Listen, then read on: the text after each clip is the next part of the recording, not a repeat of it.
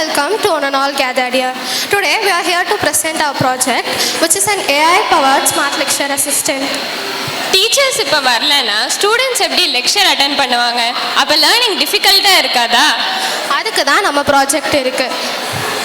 இது வந்து teachers class நடத்தும் போது அதை ரெக்கார்ட் பண்ணிவிட்டு it converts into speech and speech into text and then transforms into clear, well-structured bulletin point notes and sends through student directly through WhatsApp.